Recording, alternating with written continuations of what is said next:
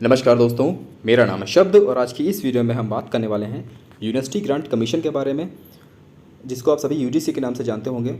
और इस वीडियो में हम डिटेल में चर्चा करने वाले हैं यूजीसी क्या है, क्या करता है और इसकी स्थापना कब हुई थी, और इसके अलावा जो इसकी जो ब्रीफ हिस्ट्री रही है वो किस तरह से इसको डेवलप किया गया था, मतलब पहले क्या संस्था थी, उसके बाद कौन सी संस्था बनी, और लास्ट में हम देखेंगे कि इसके फंक्शंस क्या हैं, जो बहुत इंपॉर्टेंट चीज़ है ये, और यूजीसी क्या करता है। ठीक है। और इसके साथ साथ अगर आपको थोड़ा सा क्यूरियोसिटी हो रही है कि ये फ़ोटो कहाँ की है, तो मैं आप सभी को बता दूँ, ये जो फ़ोटो है, ये जिस दिन इसका अस्तित्व सामने आया था उस दिन की फ़ोटो है। ये 28 दिसंबर 1953 की फ़ोटो है। और इसमें आप कुछ लोगों को पहचान सकोगे। तो जो सबसे ऊपर जो सबसे पहले जो इंसान खड़ा हुआ है उसका नाम है, वो है हमारे देश के पहले प्रधानमंत्री जवाहरलाल नेहरू जी। और उनके बगल में जो चेयर कर रहे हैं इस मीटिंग को, उनका नाम है मौलाना अब्दुल कलाम आज़ाद, जो हमारे पहले क्या कह सकते हो, हमारे स्वतंत्र भारत के सबसे पहले शिक्षा मंत्री थे। ठीक, तो ये ब्रीफ हिस्ट्री है। और इसके जो लोगों में आप देख सकते हैं ज्ञान विज्ञान विमुक्त ही लिखा हुआ है, उसके बारे में भी हम आगे चर्चा करेंगे। ठीक है, तो चलिए स्टार्ट करते हैं बिना किसी देरी के। तो सबसे पहले मैं आपको थोड़ा सा ब्रीफ हिस्ट्री, थोड़ा पुराने टाइम पे, एंशियंट टाइम पे ले जाना चाहूँगा। तो हम जानते हैं कि हमारा जो देश है भारतवर्ष बहुत ही पुराना समाज है, पुरानी कंट्री है। सिंधु घाटी सभ्यता से लेकर के आज तक की जो हमने जर्नी देखी है, उसमें एक टाइम ऐसा था कि हमारा जो देश था वो एक शिक्षा का हब था। ठीक है। मतलब यहाँ के कई प्रांतों से तो शिक्षक जो स्टूडेंट्स हैं, शिक्षक हैं, वो पढ़ाने या पढ़ने आते ही थे। कई सारी यूनिवर्सिटीज़ में जिनमें सबसे प्रोमिनेंट नाम है हमारे नालंदा का, तक्षशिला का, विक्रमशिला यूनिवर्सिटीज़। ये जो यूनिवर्सिटीज़ हैं बहुत ही प्रोमिनेंट यूनिवर्सिटीज़ हैं। इसमें देश विदेश के लोग भी आते थे। देश के तो आते ही थे, विदेशों में कोरिया, चाइना, श्रीलंका, बर्मा, यहाँ से भी जो स्टूडेंट्स हैं वो पढ़ने आते थे। तो एक कह सकते हो कि शिक्षा का हब था हमारा जो कंट्री था। उसको कई सारे आक्रमणकारियों ने, नालंदा है, तक्षशिला है, इन सबको यूनिवर्सिटी को तबाह कर दिया गया। उसके बाद में हम अंग्रेज़ों के ग़ुलाम हुए, अंग्रेज़ों ने हम पे शासन किया। तो उसी टाइम से हम कह सकते हैं कि मॉडर्न एजुकेशन जो है, जो हमारी आज हम कंट्री में देखते हैं एजुकेशन सिस्टम को, वो उसका डेवलपमेंट कह सकते हो ब्रिटिशर्स ने किया था। और ब्रिटिशर्स ने सबसे पहली जो पहल की गई थी एजुकेशन सेक्टर में, तो वो थी हमारी जो सबसे पहली रिपोर्ट जो उसके ऊपर आई थी हायर एजुकेशन के ऊपर, उसका नाम था एल्फिंस्टन मिनट। एल्फिंस्टन रिपोर्ट कह सकते हो, एल्फिंस्टन मिनट। मिनट का कुछ नहीं होता है मिनट, देखो मिनट का मतलब क्या होता है। मिनट का मतलब होता है कि एक मीटिंग होती है मान लीजिए, तो उस मीटिंग के जो लास्ट में जो कंक्लूजन निकलता है, इसको उसको उन कंक्लूजन को हम लिख लेते हैं, मतलब उसकी एक लिस्ट बना लेते हैं, तो उसको हम मिनट बोलते हैं। ठीक, तो ये कोई टेक्निकल टर्म नहीं है, आप कह सकते हो, तो आप हो सकता है आपको पता चल गया हो। तो एल्फिंस्टन रिपोर्ट जो थी 1823 में आई थी, और इसमें बहुत सारी चीज़ें बताई गई थी एजुकेशन के बारे में, एजुकेशन कैसे दी जाए इंडियंस को, नेटिव्स को यहाँ के।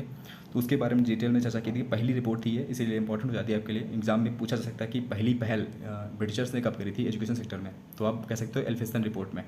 ठीक, उसके बाद आप सभी ने मैकॉले का नाम सुना होगा।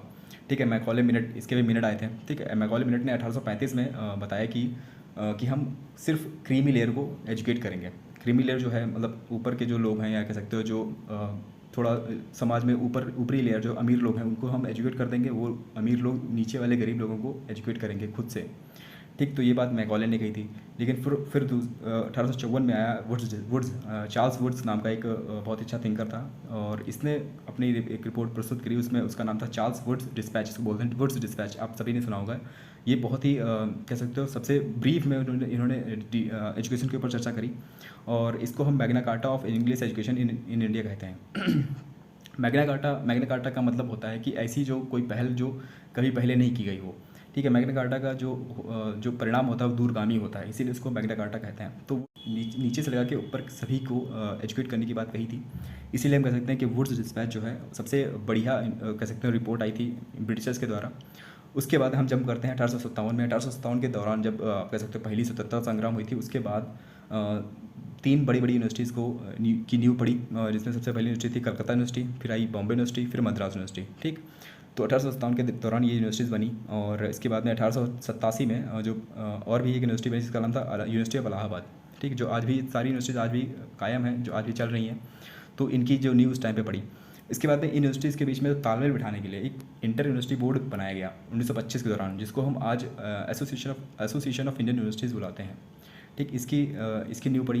देखो इसका काम था कि जो यूनिवर्सिटीज़ हैं उनके बीच में तालमेल बिठाया जाए, कोऑपरेट की जाए, किस फील्ड में, एजुकेशन के फील्ड में, रिसर्च के फील्ड में कोऑपरेट करें ये सारी यूनिवर्सिटीज़ मिलकर।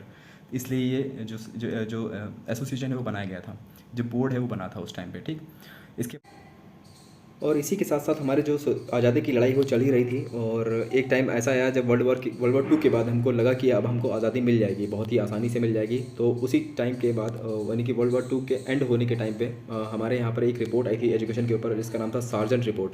सार्जेंट रिपोर्ट बहुत ही इंपॉर्टेंट रिपोर्ट थी। इसका नाम था, दूसरा नाम था the report of the general advisory board of education on the post war educational development in India. यानी कि आज़ादी मतलब पोस्ट वॉर एजुकेशनल डेवलपमेंट कैसे किया जाएगा हमारे आज़ाद इंडिया में, उसके लिए एडवाइजरी बॉडी थी ये। इसका नाम था सार्जेंट रिपोर्ट। ठीक था कि जो 3 यूनिवर्सिटी थी उस टाइम की, सेंट्रल यूनिवर्सिटी जो 3 थी, अलीगढ़ यूनिवर्सिटी, बनारस यूनिवर्सिटी और दिल्ली यूनिवर्सिटी, जो 3 बहुत ही प्रोमिनेंट सेंट्रल यूनिवर्सिटी थी, उनको रेगुलेट किया जाए, उनके बीच में उनके बीच के फंक्शंस को देखा जाए और उनके बीच में एक तालमेल बिठाया जाए। इसके बारे में सार्जेंट रिपोर्ट में चर्चा करी गई थी। और जो 45 में जो सार्जेंट रिपोर्ट आई थी, उसके बाद में 1947 तक ये जो काम है 3 यूनिवर्सिटी से बढ़कर कई यूनिवर्सिटी तक फैल गया। और एंड में जब हमारा देश आज़ाद हुआ है, जब हम 1947 में जब हम आज़ाद हो गए, तो आज़ाद भारत की सबसे पहली जो कमेटी थी, जो सबसे पहली रिपोर्ट आई थी, यूनिवर्सिटी एजुकेशन कमीशन बनाया गया था 1948 में, जिसकी अध्यक्षता की थी डॉक्टर सर्वपल्ली राधाकृष्णन ने, जो हमारे देश के बहुत ही प्रोमिनेंट एक प्रोमिनेंट नाम कह सकते हो है आप, जो एजुकेशन सेक्टर में बहुत काम किया है, शिक्षा के क्षेत्र में उन्होंने बहुत सारे काम किए हैं। और उन्होंने यूनिवर्सिटी एजुकेशन कमीशन के रिपोर्ट प्रस्तुत करी, जिसमें इस रिपोर्ट में कहा गया कि यूनिवर्सिटी ग्रांट कमेटी जो थी, इसको यूनिवर्सिटी ग्रांट कमीशन के रूप में विकसित किया जाए। ठीक, तो इन्होंने ही ये रिकमेंडेशन दी थी। और इनकी रिकमेंडेशन को मानकर मौलाना अब्दुल कलाम आज़ाद ने 28 दिसंबर 1953 में यूनिवर्सिटी ग्रांट कमेटी का नाम बदलकर या उसी के फंक्शन को चेंज करके यूनिवर्सिटी ग्रांट कमीशन बना दिया। ठीक है, जिसकी फ़ोटो मैंने आपको स्टार्टिंग में दिखाई थी। ठीक है, वो जो मीटिंग थी उस टाइम की फ़ोटो थी वो। और अब हम देखते हैं कि यूनिवर्सिटी ग्रांट कमीशन का काम क्या है, फंक्शन क्या है। ये सबसे थोड़ा सा टाइम और ले लेते हैं। एक इसकी स्टैट्यूटरी बॉडी कैसे बनी, देखिए यूनिवर्सिटी ग्रांट कमीशन बन चुका है आपका 53 में, ठीक है, 1953 में, लेकिन इसका कोई एक्ट अभी नहीं है। एक्ट होने के बाद में, एक्ट में क्या होता है, एक्ट में चीज़ें लिखी होती हैं कि ये काम क्या करेगी, इसका जो है फंक्शन कैसे चलेगा, इसके अंदर कौन कौन लोग होंगे, इसकी चर्चा एक्ट में की जाती है। तो एक्ट बना है हमारा तो 1956 में, नवंबर 1956 को एक्ट बनाया गया था। एक्ट के माध्यम से इसको और ज़्यादा पावर मिली। ठीक है, तो कुछ लोग 53 से इसका ओरिजिन मानते हैं, कुछ लोग 56 से मानते हैं। ठीक है, तो ओरिजिन तो हो गया था 53 में, लेकिन 3 साल बाद इसका एक्ट बना, जिसमें बताया गया कि कमीशन कंसिस्ट करेगा, यानी कि इसके अंदर होंगे एक चेयरमैन होगा, एक वाइस चेयरमैन होगा और 10 मेंबर्स होंगे। और इन सभी का जो अपॉइंटमेंट है वो सेंट्रल गवर्नमेंट के द्वारा किया जाएगा। ठीक है, और इसका जो हेड ऑफिस है वो है बहादुर शाह जफ़र मार्ग, नई दिल्ली में हेड ऑफिस है इसका। और इसके रीजनल ऑफ सेंटर्स भी हैं। रीजनल सेंटर्स क्यों बनाए गए, इसको डिसेंट्रलाइज करने के लिए, यानी कि इसका काम दिल्ली से पूरे देश में हम इसके मतलब एक दिल्ली से सारी कंट्री में हम इसके काम को नहीं फैला सकते हैं। इसके लिए इसके सेंटर्स बनाए गए, रीजनल सेंटर्स बोलते हैं इनको। पुणे में है, हैदराबाद में है, कोलकाता में है, भोपाल में है, गुवाहाटी में है और बेंगलुरु में है, इसके रीजनल सेंटर्स हैं। ठीक है, तो ये चीज़ है इंपॉर्टेंट है आपके लिए। एक्ट बनने के बाद ये सब चीज़ें फॉर्मेट हुई। और इसके बाद में हम देखते हैं कि इसका मैंडेट क्या है। मैंडेट का मतलब होता है इसके फंक्शंस क्या हैं, किस लिए बनाई गई थी, रिस्पॉन्सिबिलिटी क्या क्या है इसकी। इस पर बहुत सारे क्वेश्चन आते हैं, इसको आप ध्यान से देखिएगा। ठीक है, तो सबसे इंपॉर्टेंट काम यूजीसी का वो है promoting and coordinating university education. यानी कि यूनिवर्सिटी एजुकेशन जो होती है, या आपकी जो विश्वविद्यालयों में हायर एजुकेशन जो दी जाती है, उसको प्रमोट करना, उसको कोऑर्डिनेट करना, ये सबसे पहला काम है इसका। दूसरा काम है determining and maintaining standards of teaching, यानी कि टीचिंग के जो स्टैंडर्ड्स हैं, किस तरह से टीचिंग कराई जाएगी, उसके जो स्टैंडर्ड्स हैं वो बनाए जाते हैं, मेंटेन किए जाते हैं यूजीसी के द्वारा। और एग्जामिनेशन किस तरह से लिए जाएंगे एंड रिसर्च किस तरह से की जाएगी, मतलब हर तरह के जो काम है यूनिवर्सिटी में, जितने भी काम होते हैं टीचिंग, एग्जामिनेशन और रिसर्च से रिगार्डिंग, वो सारे काम यूजीसी के स्टैंडर्ड्स के थ्रू होते हैं, स्टैंडर्ड के माध्यम से होते हैं। स्टैंडर्ड का मतलब होता है रूल्स रेगुलेशन बनाए जाते हैं। ठीक है, इसके बाद frame regulation on minimum standards of education, मतलब जो मिनिमम स्टैंडर्ड्स हो सकते हैं एजुकेशन के, उसको फ्रेम करने का काम होता है यूजीसी का। इसके बाद monitoring developments in the field of college and university education, dispersing grants to the college and universities.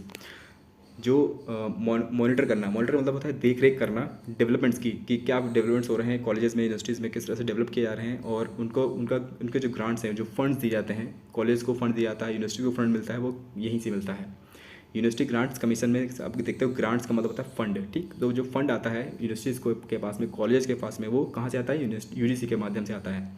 Serving as a vital link between the union and state government and institutions of higher learning, यानी कि जो higher learning के institutions हैं और जो central government है और जो स्टेट गवर्नमेंट्स होती हैं उनके बीच का लिंक जो है वो लिंक बनने का काम करता है यूजीसी। ठीक, advising the central and state governments on the measures necessary for improvements of university education. ये एडवाइस करने का काम करता है सेंट्रल गवर्नमेंट को, स्टेट गवर्नमेंट्स को एडवाइस करने का काम करता है किस तरह से वो जो गवर्नमेंट है वो यूनिवर्सिटीज़ को, हायर इंस्टीट्यूशंस को किस तरह से बेहतर बना सकती हैं, उनके बारे में एडवाइस देता है ये। ठीक, तो ये इसके मैंडेट हैं। ठीक, तो ये भी बहुत इंपॉर्टेंट टॉपिक था। उम्मीद करता हूँ आपको समझ में आ गया होगा। अगर कोई चीज़ नहीं समझ में आई है तो एक बार कमेंट सेक्शन में लिखिएगा, मैं आपको फिर से डिटेल में समझा दूंगा कमेंट में ही। ठीक है, ब्रीफ में। इसके बाद हम देखते हैं इसके कुछ फैक्चुअल पॉइंट देख लेते हैं। तो जो करंट में हमारे चेयरमैन हैं यूजीसी के, उनका नाम है मामीडाला जगदीश कुमार। ठीक, ये करंट के चेयरमैन हैं। और जो फर्स्ट चेयरमैन थे यूजीसी के, उनका नाम था डॉक्टर शांति स्वरूप भटनागर। 1953 से 55 के बीच में रहे थे ये। और कई लोग देखिए, जब एक्ट बना है, एक्ट बनने के बाद सबसे पहले जो चेयरमैन माने जाते हैं उनको माना जाता है सीडी देशमुख को। जब यूजीसी एक्ट बना है 1956 में, तब सबसे पहले जो चेयरमैन थे वो थे सीडी देशमुख। और यूजीसी की जब न्यू पड़ गई थी 1953 में, सैमुअल मथाई हमारे पहले सेक्रेटरी थे यूजीसी के। ठीक, वेबसाइट इसकी है ugc.ac.in। इसका मोटो है ज्ञान विज्ञान विमुक्त। ये इसका मतलब होता है कि release the education, release of education, यानी कि एजुकेशन को रिलीज़ किया जाए, सब तक पहुंचाई जाए, छोटे से लगा के बड़े तक सबको एजुकेशन मिलनी चाहिए। इसका ये मोटो है। ठीक, तो यहाँ पर एंड होता है हमारा ये टॉपिक। अगर आपको कोई और टॉपिक समझना है, किसी और संस्था के बारे में जानकारी चाहिए, तो आप कमेंट सेक्शन में लिखिएगा, मैं उस संस्था के ऊपर बहुत ही डिटेल में वीडियो बना दूंगा। उम्मीद करता हूँ यहाँ पर आपको कुछ जानने को मिला होगा। अगर आपको वीडियो अच्छी लगी तो प्लीज़ लाइक करिए, शेयर करिए, सब्सक्राइब करिए मेरे चैनल को। Thank you guys, God bless you all.